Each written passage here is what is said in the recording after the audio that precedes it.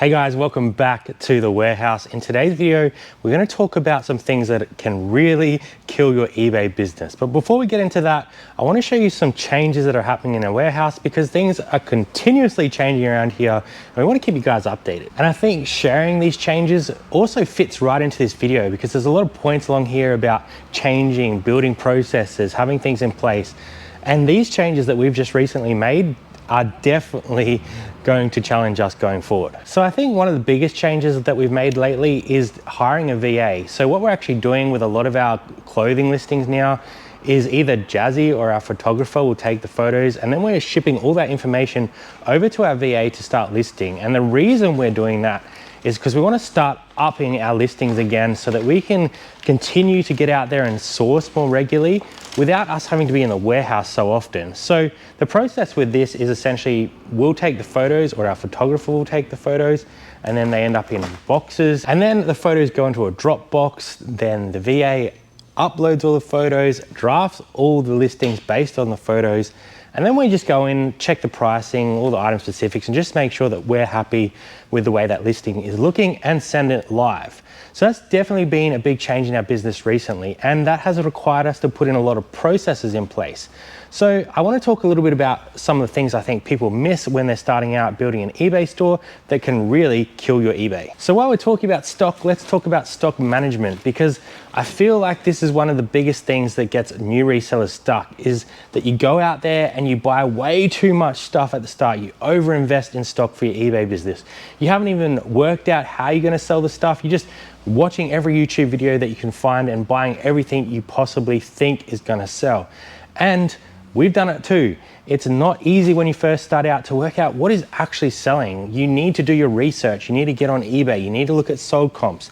And you really need to understand what is for sale in your area, because what you see on YouTube is what those people are able to get in their area, and they still might be better utilizing search rankings to sell those items. So you might not be able to sell that item for the same price they do. So that's definitely something that I think as early resellers can be a big eBay killer. The second point I wanted to make about stock is when you start out, one of the biggest eBay killers is not setting up a good SKU system for yourself so that you can actually find the stuff as you sell it. We've done it too. When we first started, we just had a couple tubs up on a rack and we just thought, oh, we'll be able to find the item, which was fine for the first 50 to 60 items. But once you start growing your eBay business, having a SKU system set up and using that custom SKU in eBay is critical, because once you start selling stuff, you don't want to be sifting through tubs and tubs of stuff just to find that sale. The next one I want to talk about, and I kind of touched on it in the first point, is following a YouTuber's model exactly. Because you're not going to have the same opportunities as every other person in a different location to you. And even that, some of the deals that we get as YouTubers is because we have a social media presence. And there's nothing wrong with that. We've built a social media presence so that we can do deals with other people and people are aware that we're always buying. So you're not always going to be able to match what we're able to pick up, or your area might not even have the same stock. We're blessed here in Adelaide that we have Iron Williams, and it's where it was originally made. So there's a lot of Iron Williams stock around. But if you're like in the middle of the NT or WA, you might not find this sort of stuff as regular as we do. So maybe that's a brand that you can't pick up as often, so you have to look for other brands out there that are still gonna make you some money. The next point I want to talk about is building relationships. And this is really quite difficult when you're first starting out as an eBay seller because you don't really have the money behind you to spend up big and create those relationships. But I would definitely recommend talking to as many people as you can about what you do, putting out ads on Facebook and Gumtree so that you can find the stock that you actually want to sell. I think not building relationships as an eBay reseller is definitely going to kill your eBay business. It's become a huge part of what we do. We have regular routes that we do every week, and those people know that we're going to go back to them, and they know that we're going to pay up for the stuff that they have on hand.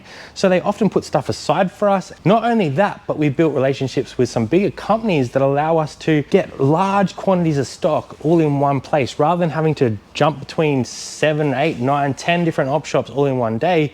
We're able to go to some companies and help them move some stock as well. The next point I want to talk about is understanding what eBay actually wants you to do, understanding their policies and their procedures so that you can actually service them the best way possible, because that is the quickest way to lose your account, is if you are not following eBay policies.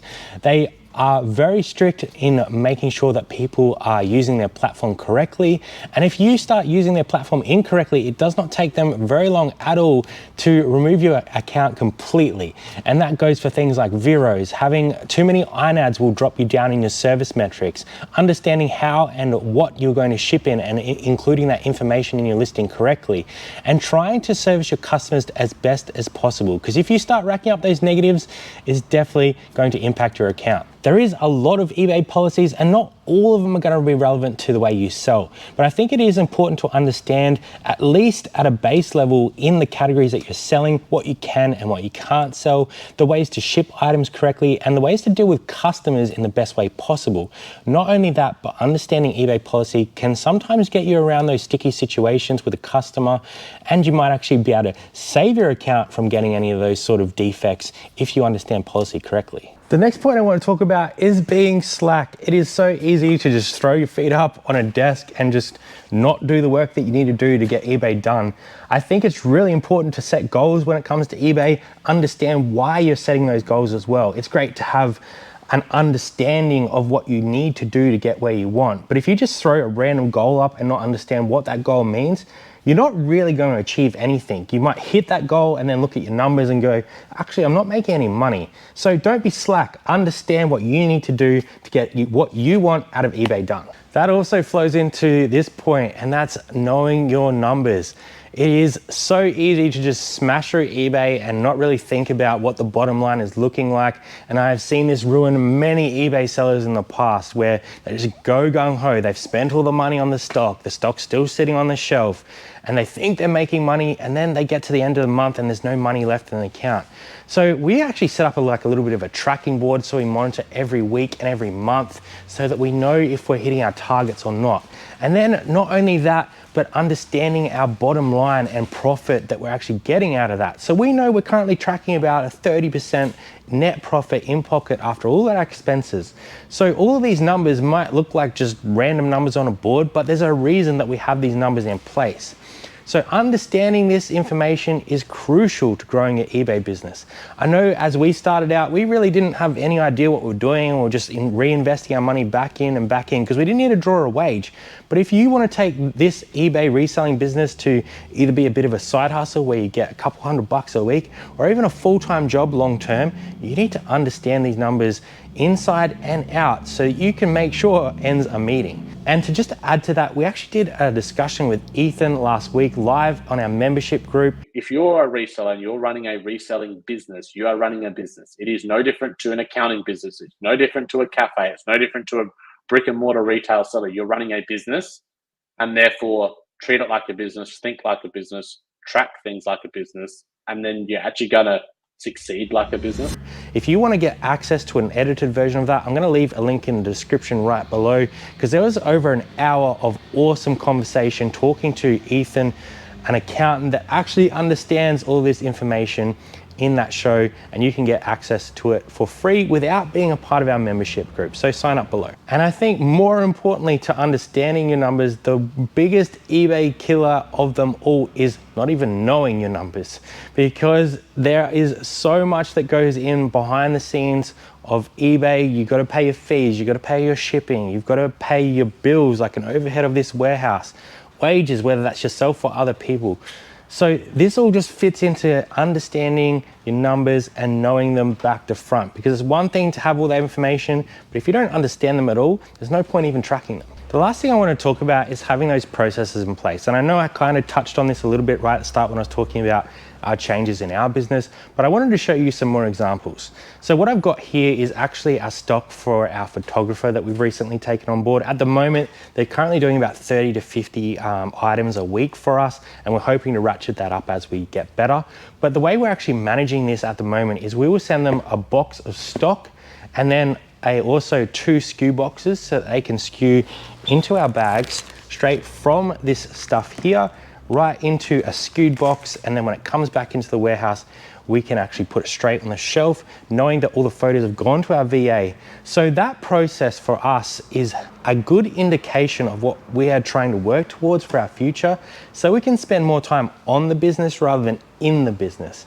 And as you grow and you take on staff members and you learn new things, this is probably that next step or evolution of our business, so that we can actually start thinking about the overall processes, building more connections, and hopefully end up getting off on the road.